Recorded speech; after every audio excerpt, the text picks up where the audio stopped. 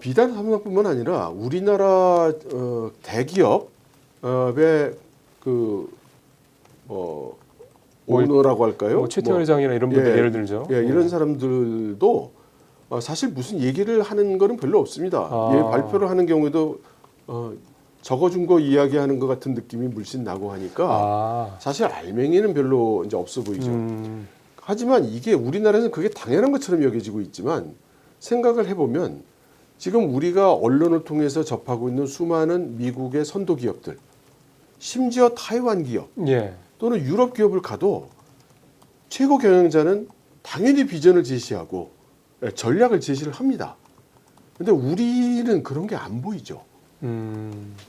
그러다 보니 과연 이런 공식석상에서 더군다나 중국의 지도부를 만나서 과연 삼성이 뭐 우리는 어떻게 해보겠다는 얘기를 할 수 있는 게 있는가, 그런 태도를 보일 수 있는가.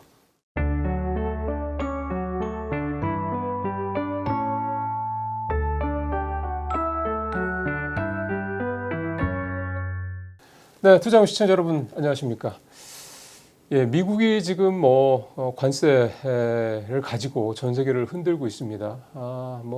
우리나라, 일본, 유럽, 캐나다, 멕시코 등등등 지금 시장도 굉장히 흔들리고 있고요. 이들 나라에서 일부 나라들, 유럽이라든가 캐나다 같은 경우 상당히 좀 강력하게 반발을 하고 있고, 우리는 이쪽 저쪽도 눈치를 좀 보고 있는 상황인 것 같고, 현대자동차가 31조 원 미국에 투자하기로 했는데 그 다음날 바로 트럼프 대통령은 또 차 관세를 부과하겠다, 25%나 예외는 없다, 이렇게 또 얘기하는 거 봐서는 이게 뒤통수 맞은 게 아니냐, 이런 얘기도 좀 나오고 있고요. 복잡합니다. 그런 와중에서도 되게 조용한 나라가 하나 있습니다. 바로 중국이죠. 오늘 이철 박사님 모시고 중국 얘기를 좀 두루 좀 해보고요. 최근에 또 이재용 삼성전자장이 지금 현재 중국을 방문하고 있는 상황이거든요. 뭔가 좀 여러 가지가 있을 텐데 뭔가 비하인드 스토리가 뭐가 있을지, 이 어떤 내용은 뭐가 있을지, 또 삼성전자가 지금 반도체 때문에 되게 좀 어려운 상황인데, 이 중국의 반도체 수출이 삼성전자 반도체 수출의 절반 정도가 중국이기 때문에 삼성전자가 이 중국의 이 소위 말하는 반도체 굴기 상황에서 과연 중국에서 살아남을 수 있을 것이냐, 이런 부분들도 좀 여쭤보고, 마지막으로 최근에 중국에서 좀 계속해서 시진핑 주석의 권력을 좀 흔들려는 그런 움직임들이 자꾸 기사화가 되고 또 유튜브 같은 데 나오고 있는데요. 그게 실체가 있는 얘기인지 그 얘기도 오늘 박사님을 통해서 말씀 들어보도록 하겠습니다. 박사님 어서 오십시오. 네. 삼성 얘기를 좀 먼저 해봐야 될게요. 이재용 회장이 계속 보아 포럼이라든가 이런 중국에서 열리는 그런 주요 행사에 빠짐없이 참석을 하고 그렇게 하고 있습니다. 지금 오늘 시진핑 주석을 만날 수 있지 않겠느냐, 오늘 3월 28일입니다만 그런 얘기 나오는데 아직은 나오는 얘기는 좀 없는 것 같고요. 삼성전자의 위상이나 이런 걸 봤을 때는 시진핑 주석이 만나줄 수도 있는 정도의 인물이 분명하니까. 그래서 지금 최근에 전기차 업체 BYD도 방문하고 샤오미도 방문하고 빅테크 기업들도 두루두루 만나고 했다, 이렇게 얘기하고 있는데, 이 삼성전자 이재용 회장의 중국 방문 이 모습을 보시면서 좀 어떤 생각이 좀 드시나요? 좀 송구스럽지만 저는 그렇게 긍정적으로 보이지는 않았어요. 그러니까 삼성이 무언가 액션을 취해야 될 타이밍을 좀 놓치고 마치 사후 약방문 같은 그런 인상을 조금 받았습니다. 물론 이제 지금이라도 이런저런 노력을 하는 모습을 보이는 거는 나쁜 일은 아니겠죠. 그렇죠. 네. 그 샤오미도 방문하고, 샤오미는 이제 지금 어떻게 보면 이제는 예전처럼 무슨 싼 가전제품 이런 거 만드는 회사가 이제 아니잖아요. 이제 전기차도 만들고 AI도 좀 상당히 좀 투자를 많이 하고 있는 회사이고, 그다음에 BYD도 방문하고, 이 전기차 관련 회사들을 두 군데나 방문했다라는 거에 의미 부여를 할 만한 내용이 있을까요? 아마도 지금 샤오미가 지금 새로 런치한 자동차가 지금 시장에서 반응이 엄청 좋고요. 샤오미께요? 네. 그리고 중국의 전기 자동차가 이제 시장을 주도할 것이라는 건 거의 틀림없어 보입니다. 그러니까 미국 안에서 제대로 수출돼서 들어가기는 어렵겠지만 시장이라는 게 미국만 있는 건 아니니까요. 그럼 아프리카, 중동, 아세아, 남미 이런 데서는 당연히 향후 중국의 전기 자동차가 상당한 마켓 시어를 가질 거라고 우리가 추측하기 가능한데 그러면 그 전기 자동차에 들어가는 그 가장 핵심적인 거, 네. 뭐 엔진이라든가 그 컨트롤에 가는 부분은 자기가 하겠지만 기타 전장이 있죠. 네. 네, 그럼 그 차에 들어가는 뭐 인포테인먼트도 있고 예, 뭐 예. 여러 가지가 있으니까 거기에 대한 그 협력 이게 아마 가장 중심이 아닌가 이렇게 생각이 듭니다. 그거가 삼성전자가 지금 중국의 이런 반도체까지 따라오고 이런 것들을 감안했을 때 삼성전자가 중국의 전기차 산업에서 특히 말씀하신 전장 쪽에서 포션을 확장을 하거나 이렇게 뭔가 성장을 해 나갈 만하다든가 뭐 그런 경쟁력이 좀 있다고 보세요? 그러니까 삼성이 원래 경쟁력을 가지고 있는 분야는 아니죠. 그렇지만 함원을 인수했지 않습니까? 그렇죠. 그래서 이제 이쪽에 중국의 전기 자동차가 차별화, 고급화를 해 나갈 때 외국 기업으로서 협력하기가 편한 분야인 건 틀림없죠. 이 미국 회사도 아니니까 이제. 네네. 그러면 이재용 회장의 이 중국 빅테크 기업들 두루 만나고 보아오 포럼 참석하고 또 시진핑 주석도 만나고 겉으로 봤을 때는 되게 화려해 보이긴 하거든요. 근데 지금 말씀하신 말씀을 들어보면은 그렇게까지 크게 의미를 부여하지는 않는 것 같으셔서 예, 왜 그렇게 보시는지 아마 저희 구독자분들께서 들으실 때는 저 양반은 왜 삼성전자가 우리나라에서 최고 회사인데 중국 가가지고 이렇게 좀 뭔가 이렇게 자꾸 이렇게 사람들 만나고 그런 게 되게 보기 좋아 보이는데 최근에 삼성전자 주가도 좀 오르는 모양이고 그 외국인도 좀 사고 있고 그럼 뭔가 좀 중요한 뭔가 의미가 있는가 이렇게 생각할 법하거든요. 네, 그런데 사실 지금 중국이 열고 있는 뭐 여러 가지 행사 네. 그리고 아마 오늘부터 시작되는 그 중간천 포럼 이런 것들은 중국 정부가 굉장히 큰 행사로 치르는 거고요. 네. 전 세계의 기업인들을 다 초청을 합니다. 그래서 여기에 초청을 못 받으면 그러니까 대부분의 경우에 한 200명 정도를 초청을 하거든요. 그렇게 많지는 않네요. 예. 네. 그러니까 그 전 세계에서 가장 내노라 하는 기업들의 그렇죠. 수장을 한 200분 정도를 초청을 네. 하는데 이제 거기에 못 끼면은 그건 좀 체면이 빠지는 그런 일이죠. 거죠. 그럼 거기에 들어갔다고 해서 이게 뭐 영광스러운 일이냐? 뭐 삼성 정도 되는 기업에서 그걸 영광스럽게 생각할 수는 없을 것 같습니다. 네. 또 하나는 중국은 굉장히 그 미래지향적인 국가입니다. 그렇죠. 그래서 앞으로 5년 후, 10년 후를 바라보고 뭔가 국가 전략을 세우고 추진을 하는데 다른 그 기업의 지도자들 같은 경우에는 뭔가 발언을 합니다. 네. 그러니까 예를 들어 팀쿡이다. 네. 그러면 우리 애플이 앞으로는 이런 쪽으로 나갈 거다. 이런 방향을 간다. 네. 중국에서는 이렇게 갈 거다. 뭐 이런 식의 그 여러 가지 그 비전도 제시하고 실제 실행할 아이템도 제시를 하는데 삼성은 여태까지 그래본 적이 없습니다. 그냥 참석만 했거든요.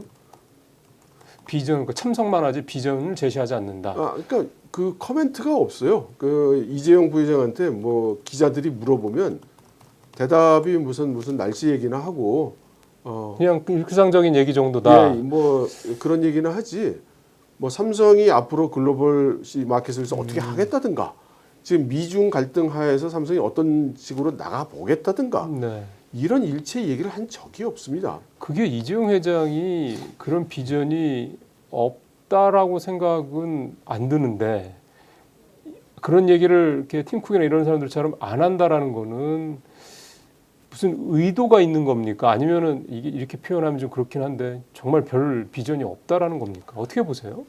비단 삼성뿐만 아니라 우리나라 대기업의 오너라고 할까요? 뭐 최태원 회장이나 이런 분들 예를 들죠. 이런 사람들도 사실 무슨 얘기를 하는 거는 별로 없습니다. 발표를 하는 경우에도 적어준 거 이야기하는 것 같은 느낌이 물씬 나고 하니까 사실 알맹이는 별로 이제 없어 보이죠. 하지만 이게 우리나라에서는 그게 당연한 것처럼 여겨지고 있지만 생각을 해보면 지금 우리가 언론을 통해서 접하고 있는 수많은 미국의 선도 기업들, 심지어 타이완 기업 예. 또는 유럽 기업을 가도 최고 경영자는 당연히 비전을 제시하고 전략을 제시를 합니다. 근데 우리는 그런 게 안 보이죠. 그러다 보니 과연 이런 공식석상에서 더군다나 중국의 지도부를 만나서 과연 삼성이 뭐 우리는 어떻게 해보겠다는 얘기를 할 수 있는 게 있는가, 그런 태도를 보일 수 있는가, 상당히 믿어지지 않는 모습입니다. 그러니까 그게 새삼스러운 게 아니고 늘 관행적으로 옛날부터 그래왔다. 네. 뭐 박사님 이제 오랫동안 중국에 계셨기 때문에 그거를 뭐 한도에 보신 게 아니기 때문에 박사님 말씀이 충분히 좀 납득이 되는 말씀이긴 한데, 이게 또 뭐 예를 들어 시진핑이랑 만난다 그러면은 뭔가 좀 뭐 주석님 뭐 삼성이 중국에서 뭐 앞으로 잘할 테니까 뭐 봐주세요. 그리고 저희가 삼성에 중국에서 반도체도 반도체지만 뭐 전장도 하고 등등등 다양하게 해서 중국 기업들을 열심히 서포트하겠습니다. 뭐 예를 들어 이런 식의 뭔가 비전이나 뭐 이런 것들에 대한 얘기를 하지 않을까요? 일단 그런 얘기 해봐야 소용도 없을 거고요. 왜요? 아니, 그러니까 지금 한번 생각해 보면 예를 들어 이렇게 아주 대비가 되는 경영자가 이제 일론 머스크 같은 사람이에요. 그렇죠, 그렇죠. 일론 머스크는 그럼 중국에게 굉장히 우호적인 사람이냐면 그렇게는 얘기하기도 어려울 겁니다. 물론 중국과 각을 세우고 있다고도 얘기를 안 그렇죠, 하겠지만, 그렇죠. 하지만 중국에서 본다면 일론 머스크는 굉장히 대단한 경영자입니다. 그렇죠. 예, 중국이 가고 싶어하는 길을 먼저 가고 있는 사람이에요. 그렇죠. 네. 그러니까 뭔가 이야기 듣고 싶고 배우고 싶고 뭔가 협력하고 싶고 이런 마인드가 이제 중국 정부에 있습니다. 그럼 삼성 같은 경우는 어떨까요? 그럼 삼성이 지금 제시하고 있는 삼성웨이, 21세기 삼성은 이런 길로 간다, 뭐 그런 게 보이나요? 그리고 그게 있다 하면 지금 중국 정부에서 우리가 또 저런 방향으로 가고 싶어, 그럴까요? 그런 게 없으면 그러니까 원 오브 댐인 거죠. 수많은 중국에 와서 돈 벌고 싶어하는 240 몇 개 국가의 기업 중에 하나. 근데 규모가 좀 커. 이제 이거죠. 네. 그러니까 중국 입장에서 때는 무시할 수는 없는데, 그렇다고 해서 모스크나 뭐 이런 데처럼 뭐 또는 젠슨왕이나 이런 사람들처럼 저 사람은 앞으로 중국의 미래에 있어서 자기들이 미래의 국가 전략을 중장기적으로 짜는 데 있어서 저 사람의 한마디가 참 도움이 될 것 같다, 이렇게 생각하는 정도는 아니다. 그렇죠. 그렇게 따지면 우리나라, 그러니까 삼성을 이제 뭐 우리나라 대표 기업이 삼성이니까 삼성이 중국에서 그 정도 이상이라면 사실 그 중국에서 바라볼 때 우리나라 기업들 전체에 대한 어떤 뭐 생각의 수준, 그다음에 생각하는 바, 이게 그렇게 위상이 높다 이렇게 보기도 좀 힘들어 보이네요. 네. 안타까운 일이긴 하지만. 안타까운 일이지만 그게 현실이죠. 이게 삼성도 이 정도 대접을 받는다 그러면 다른 기업들도 마찬가지다. 그게 그렇죠. 이게 참, 글쎄요, 이게 참 되게 의미가 있는 말씀이네요. 이게 그러면 결국 이제 우리 기업들이 중국에 여전히 많이 들어가 있지 않습니까? 네. 공장도 공장이고 뭐 심지어는 이제 뭐 마케팅도 그렇고 당연히 들어가 있는데, 그러면 우리가 결국 중국에서 계속 우리 기업들, 삼성을 비롯한 뭐 IT 기업뿐만 아니라 소비재 기업들, 심지어 엔터 기업들, 요즘에 뭐 한한령 해제 때문에 엔터 뭐 화장품 이런 기업들이 좀 수혜를 입을 것이, 이런 기대감들도 많고 한데, 그러면 그렇게 따지면 우리 기업들이 중국에서의 경쟁력이라는 게 굉장히 좀 어떻게 보면 이렇게 약해지고 있다, 이렇게 봐도 될까요?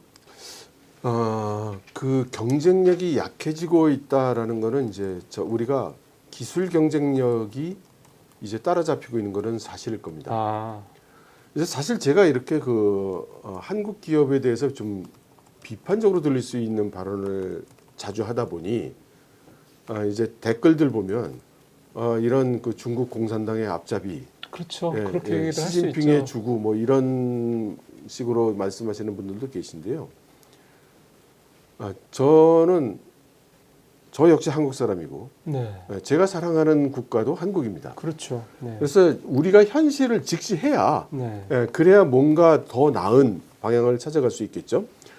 우리가 그동안은 중국 기업에 대비해서 기술적으로 앞서 있고, 비즈니스 모델이 더 선진적이고, 이제 이런 관점에서 중국 시장과 중국 기업들을 보아왔습니다. 그런데 이 격차가 줄어들었다는 것을 우리가 이제 인정해야 될 것 같아요. 그러면 그걸 인정했을 때 우리가 과연 중국 기업에 대비해서 경쟁력이 없는가? 저는 그렇게는 생각하지 않습니다. 아 그래요? 예. 그러면 그건 참 다행이네요. 예. 그럼 우리가 그동안 중국에서 활동했던 기업들 중에 무슨 하이테크 기업은 아닌 기업들을 생각해 보죠. 그럼 가장 뭐 비근한 예가 뭐 신라면. 그러면 그 또 무슨 그 과자 있지 않습니까? 뭐 오리온 네네. 뭐 이런 회사들. 예. 그런 회사들은 조용히 돈을 벌고 있죠. 그리고 예. 이 언론에 자주 회자되는 것도 좋아하지 않습니다. 자극할 것 같으니까. 그러니까 이렇게 소리 소문 없이 돈을 벌고 있는 한국 기업들이 있고요. 그리고 그 영역이 전통적인 영역에서 잘 하고 있습니다. 또 하나 우리가 좀 참고 삼아야 될 게 타이완 기업들이에요. 네. 우리가 그 타이완 기업들에 대해서 이 존재를 잘 인지를 못하고 있는데 한번 생각해 보세요. 한국 기업들이 중국에 가서 돈을 벌고 있고 그렇게 많은 그 성과를 올린 기간 동안 네. 타이완 기업들은 어땠을까요? 뭐 언어도 같이 통하고 하는데 더 낫지 않나요, 여건이? 훨씬 나을 것 같지 그렇지. 않습니까? 예. 예, 문화도 통하고 그러니까요. 뭐 인문도 기본적으로 통하고, 언어가 말도, 통한다는 게 말도 다 굉장히 통하고 크니까. 예, 문화도 그러니까. 비슷하죠. 엄청나게 돈 벌었습니다. 그런데 타이완은 여러 가지로 중국과 갈등이 있고 네. 국제적으로도 이제 외교 관계가 거의 고립돼 있는 나라이다 그렇죠. 보니까 네. 이 타이완 기업들은 소위 브랜드 비즈니스를 거의 안 합니다. 그러니까 자기 브랜드 상표를 걸고 하는 비즈니스를 별로 안 해요. 몇 개 없죠. 네. 전부들 그 중간에 가는 부품이라든가 중간재 쪽으로. 예, 중간재 쪽을 하는데 이게 소리 소문 없이 굉장히 사이즈가 커진 겁니다. 그래서 이들 기업들이 이제 그 미중 관계 갈등이 심해지고 양안 간의 갈등이 심해지니까 타이완 기업들이 이제 중국에서 많이 나갔습니다. 그렇죠. 하지만 그 중에 또 상당수는 타이완으로 돌아왔고요. 지금 정확한 숫자는 아닌데 일부 전문가가 추정한 것이 최근 몇 년 동안 타이완 기업들이 타이완으로 돌아오면서 중국에서 벌어온 돈 가지고 온 게 우리 돈으로 한 340조? 우리나라 1년 예산 반쯤 되는 거예요. 네, 그 정도 된다는 그런 전문가 의견도 있었습니다. 그럼 그 사람들은 그럼 중국에서 비즈니스 잘 못하고 있느냐? 네, 그렇게 얘기할 수는 없을 거예요. 그렇죠. 그래서 이거를 우리가 이 시장 상황을 중국이 우리를 몰아낸다든가, 네. 우리가 지금 이제 중국 기업에 따라잡혀서 장사할 수가 없다든가, 네. 이런 것은 사실이긴 하나 좀 극단적인 판단이다. 그러니까 이게 사실 미디어에서 나온 내용만 가지고 우리가 판단할 경우 사실은 그렇습니다. 이게 좀 정치적인 부분도 분명히 있기 때문에 이 중국과 관련돼서 좀 우호적이거나든가 중국의 입장을 좀 두둔하다든가 이런 부분들에 대해서 아까도 뭐 댓글 말씀하셨지만 그런 피드백이 좀 강한 게 많죠. 네. 근데 항상 그 와중에 우리가 놓치는 게 실속을 못 차린다라는 부분인 거잖아요. 예. 그래서 오늘 박사님 말씀도 좀 그런 면에서 뭐 댓글에 또 뭐 이제 부정적인 말씀이 다를 수도 있는데 뭐 그건 뭐 이제 구독자분들 이제 뭐 그 생각이 자유시니까. 예. 그 제가 사실은 이제 그래서 이 말씀을 쭉 들으면서 박사님한테 듣고 싶은 말씀은 이거예요. 예. 말씀하신 중국 시장은 세계에서 가장 큰 내수 시장이고 여전히 우리 많은 기업들이 들어가서 사업을 하고 있고 또 투자도 여전히 뭐 옛날보다는 줄었다 해도 하고 있는 데고요. 중국이 또 여전히 우리한테 필요한 여러 가지 뭐 AI라든가 이런 우리가 막 화려하게 얘기하는 그런 하이테크 기술이 아니더라도 중국 우리한테 필요한 것들이 여전히 많고 우리 기업들이 현명하게 뭐 미국이랑 중국이랑 뭐 싸우네 마네 또 뭐 우리 정부가 중국 정부와 뭐 사이가 뭐 가까워지네 또는 멀어지네 이런 관계 없이 좀 전에 말씀하셨던 특정 기업의 아마 사례를 말씀을 하셨던 것 같은데 실속 있게 우리가 중국에서 경쟁력을 이렇게 좀 가져갈 수 있는 분야나 또는 가져갈 수 있는 전략이라고 할까요? 그런 것들은 뭐가 있을까요? 저는 그게 뭐 기업마다 상황이 다르기 때문에 그렇죠. 어떤 산업 어떤 것이 유력하다 그렇게 얘기하기는 어렵다고 생각합니다. 네. 그런데 지금 여러 가지 여건은 긍정적인 측면과 부정적인 측면이 같이 상승하고 있다고 생각이 돼요. 부정적인 건 아주 보기가 쉽죠. 지금 그 미중 갈등도 심해지고 우리나라의 그 대중 협중 감성도 굉장히 높고 그렇죠. 예. 여러 가지로 정치적으로 부딪히고 그러다 보니 그 관계가 원만하지 않은 것은 사실입니다. 예. 그 리스크도 많이 올라가 있는 것은 사실이고요. 그런 반면에 지금 미국이 중국을 제재를 막 하고 압박을 많이 하다 보니까 예. 중국의 정책은 지금 어떻게 되고 있냐면 관세를 낮추고 시장을 개방하고 오히려 거꾸로. 예. 그러니까 중국은 그 방향으로 갈 수밖에 없는 거예요. 미국이 글로벌 마켓에서 중국을 자꾸 밀어내려고 하니까 중국은 자꾸 달라붙어야 되는 거죠. 그럼 어떻게 달라붙느냐? 그러면 우리 이제 서비스도 개방한다, 금융도 개방할 거다. 예. 그동안 여러 가지 외국 기업들이 하기 어려웠던 분야도 풀어준다. 예. 이렇게 얘기를 하고 있는 거거든요. 네, 사실 뭐 예를 들어서 뭐 여행 가면 같은 경우더라도 뭐 물론 한시적이긴 합니다만 무비자 입국 같은 거 허용하겠다 이런 것도 사실 그런 면에서 하나로 봐야 되는 거잖아요. 예. 그래서 중국은 영원히 개방의 문을 닫지 않을 것이다. 뭐 이런 멘트도 지금 많이 날리고 있고요. 네. 그건 뭘 뜻하느냐면 기업에 따라서는 그동안 서비스 쪽에 금지돼 있기 때문에 들어가지 못했던 기업이라든가 이런 데들이 이제 문이 열리는 거고 그동안 관세가 많거나 비관세 장벽이 높아서 못 들어갔던 기업이라면 지금 상황이라면 들어갈 수 있을지도 또는 우리가 경쟁력이 있을지도라고 판단할 수 있는 기업들도 분명히 있을 겁니다. 그러니까 어쨌든 서비스 분야 같은 경우 우리가 중국보다는 먼저 발전을 해왔고 네. 우리 뭐 서비스 쪽에 다양한 여러 가지 부분들이 분명히 중국보다는 앞서 있는 게 있을 테니 네. 기존에 있는 하이테크라든가 뭐 이런 쪽보다도 이쪽은 또 문이 또 열리고 있다니까 네, 우리가 네. 한번 들어가서 시장을 키울 만한 네. 여력이 있다. 또 시장 자체가 뭐 워낙에 네. 내수장이 큰 데니까. 네. 아, 근데 다만 여기서 이제 우리가 아쉬운 부분이 네, 가장 큰 리스크. 네. 중국과 한국 간의 국가 관계가 어떻게 될 거냐. 이게 지금 사실은 가장 큰 리스크고 근본적인 리스크죠. 이 부분은 그러면은 지금 상황으로 봤을 때는 지금 정부에서는 사실은 뭐 한쪽으로 완전히 올인했던 정부였고 네. 만약에 이제 탄핵 문제가 어느 정도 정리가 돼서 예를 들어서 조기 대선이 펼쳐져서 이제 정권이 예를 들어서 이제 뭔가 변화가 있다. 네. 그러면 또 다른 뭔가 상황이 좀 벌어질 수 있겠네요. 그래서 제가 그 주장하는 바는 네. 지금 같은 상황에서 우리가 할 수 있는 최선의 길이 아마도 예. 꼭 이거라는 뜻은 아닙니다. 아마도 국회 외교안보위원회가 예. 좀 여야가 손붙잡고 이거는 그 정권이 누가 어느 쪽에서 정권을 네. 잡든 일관성을 가지고 가야 되는 그렇죠. 부분이니 예. 그리고 지금 행정부가 나서기가 어려우니 그렇죠. 행정부가 나서는 공식적인 예, 거니까. 외교안보위원회가 좀 나서서 네. 태스크포스 같은 거라도 조직을 하고 네네. 지금 해야 될 일, 우리 앞으로 외교안보 정책을 어떻게 가져가야 될지 어느 쪽이 정권을 잡든지 간에 네. 그걸 위해서 정부가 지금 준비해야 될 일, 챙겨야 될 일, 그리고 기업들이 아쉬워하는 점 이런 것들을 파악해 가면서 지금 준비를 빨리빨리 진행해야 되지 않나. 사실 그런 안타까움이 있습니다. 네.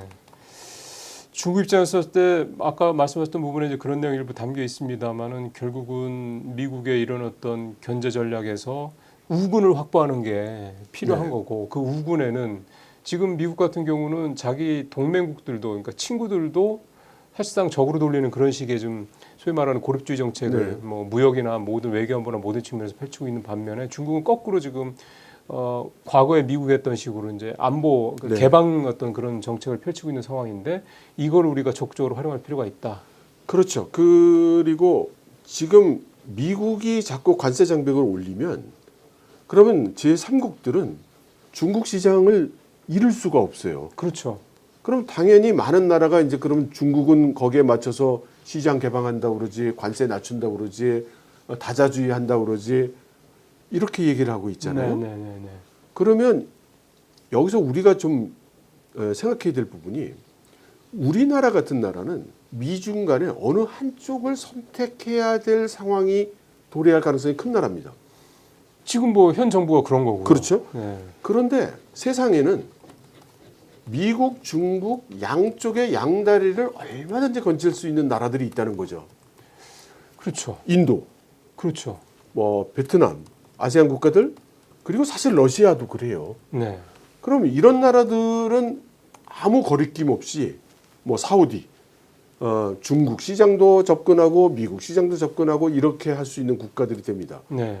그러면 중국과 멀어지고 미국은 관세로 장벽을 쌓고 네. 제3국들은 이 두 개 시장을 같이 타겟팅을 하는데 우리는 지금 이러고 있으면 자칫 좀 큰일 날 수도 있지 않나 그런 걱정. 맞는 말씀입니다. 이게 사실 우리 같이 수출로 먹고 사는 나라는 미국 한 나라 아무리 뭐 예를 들어 현대자동차가 전체 그 현대자동차 그룹이죠. 전체 수출의 절반을 미국에 수출한다. 사실 그것 때문에 이렇게 의존도가 높기 때문에 미국의 관세 정책 때문에 타격이 크다라고 얘기가 나오고 주가도 이렇게 떨어지는 거 아니겠습니까? 그런데 말씀하신 대로 미국에 대한 비중이 50%가 아니라 예를 들어 20%, 30%라 그러면 그러면은 물론 한 10% 정도는 손해를 볼 수 있겠지만 다른 나라에 더 팔지 뭐 이렇게 할 수도 있는 건데 지금 현재 우리의 이런 그러니까 너무 이제 미국에 의존적인 이런 어떤 정책, 투자 이런 것들이 이런 식으로 계속 가다가는 나중에 분명히 약간 파열음이 있을 수 있다. 이렇게 좀 봐야 된다는 말씀이시군요.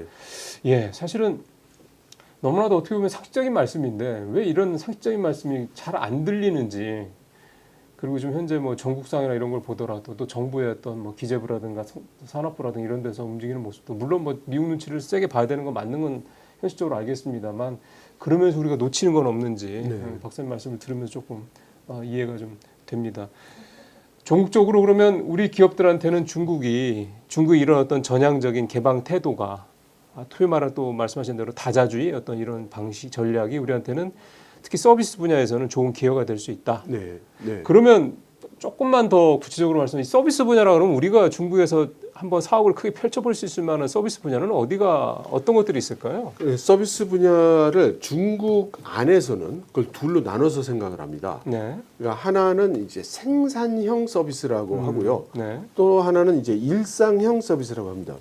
그럼 예를 들어서 뭐 음식점을 한다 이런 건 일상형이에요. 세탁소 뭐 이런 거 있잖아요. 이런 건 일상생활 소비형. 어쩌면 주로 가구를 대상으로 하는 그런 서비스가 되겠습니다. 그렇죠. 일반 대중들 상대로. 그런데 생산형 서비스라고 하면은 기업 활동 또는 제조 활동에 직접적으로 기여하는 그런 서비스를 말합니다. 그럼 예를 들어서 그게 뭐 운수 같은 게 될 수도 있고요. 로지스틱 같은 거. 그런 게 될 수도 있고 우선 전산 서비스를 해주는 것도 될 수 있고 그런 것들이 많이 있습니다. 그럼 지금 중국 정부의 정책은 뭐냐면 이런 그 일상형 서비스는 뭐 아직 정책 프라이어리티가 없어요. 근데 국내에 이 생산형 서비스가 상당히 상대적으로 뒤떨어져 있다고 인식을 하고 있습니다. 중국 당국은. 그래서 이거를 활성화시키려고 해요. 그러면 지금 대외적으로 서비스 시장을 열고 중국이 자체적으로 그 제조 볼륨이 큰 데다가 이 생산형 서비스를 육성하려고 하니 그럼 우리가 이쪽에 먼저 간 부분이 있다면 상당히 고려해 볼 만한 영역이 되죠.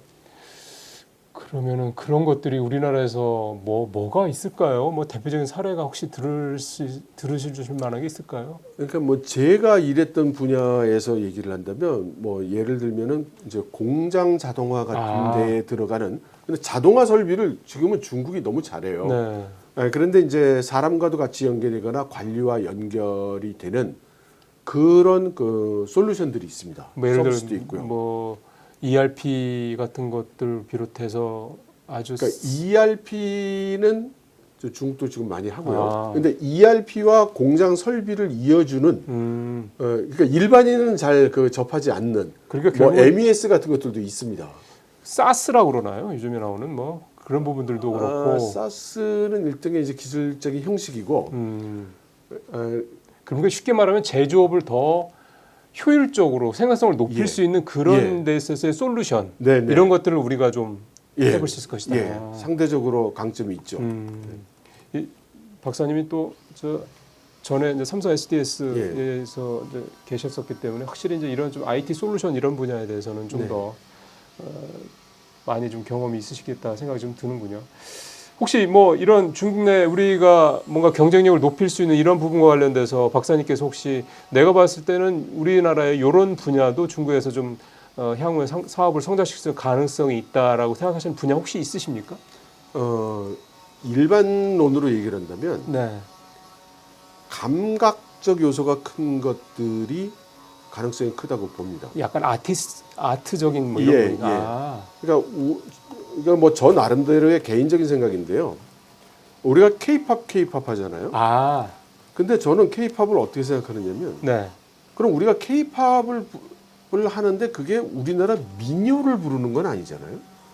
그렇죠. 예. 예. 예. 우리가 K-팝에서 댄스를 하는데 우리가 전통 부채춤을 무용을 추는 건 아니죠. 아니란 말이죠. 네, 네. 그건 무슨 얘기냐면은 서방 세계에서 시작된 그런 장르를 보통은 동양인으로서는 소화하기가 쉽지가 않은데, 그렇죠. 그러니까 우리가 양복을 입어도 서양 양복이 몸에 잘 안 맞는 사람이 있단 말이에요. 근데 그거를 훌륭하게 소화를 해낸 결과다. 그러면 중국 사람들도 세련돼지고 싶고 예뻐지고 싶고 잘생기고 싶고 멋지고 싶단 말이에요.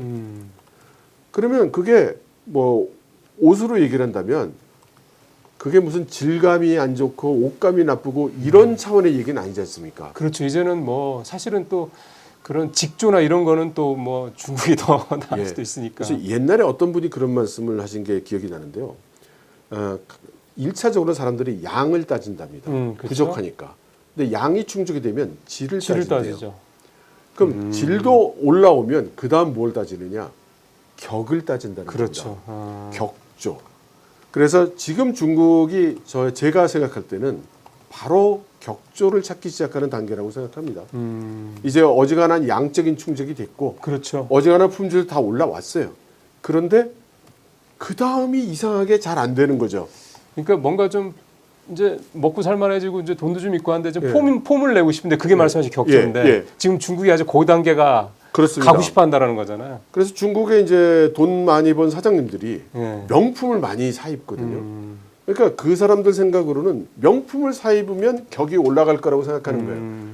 그런데 결과는 어떻게 되냐면 죄송한 얘기지만 안 어울리죠. 명품의 격이 떨어져 보이는 그렇죠. 경우가 오히려 더 많거든요. 네. 그러니까 그들이 원하는 격조를 얻을 수 있게 해주는 방향에서 우리가 여러 가지 접근과 비즈니스 기회가 있을 수 있다고 생각합니다.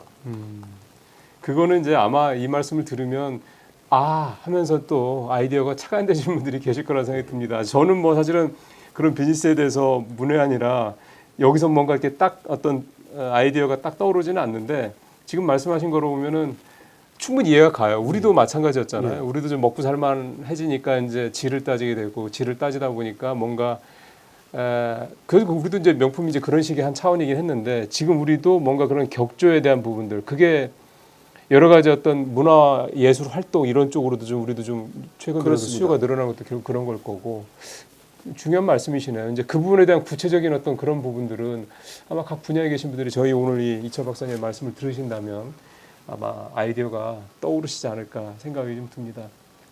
중국과 관련된 얘기 여기 쭉 해봤는데요. 결국 이제 우리 기업들이 중국에서 경쟁력을 기르기 위해서는 어떤 것들이 필요한지에 대한 또 우리가 중국에서 앞으로 중국에 이제 이미 따라잡히거나 중국 우리를 앞서간 분야가 아닌 다른 분야에서 우리가 중국에서 어떤 성장을 할 수 있는 분야가 어떤 부분일 것이냐에 대한 부분을 좀 말씀 좀 들어봤습니다.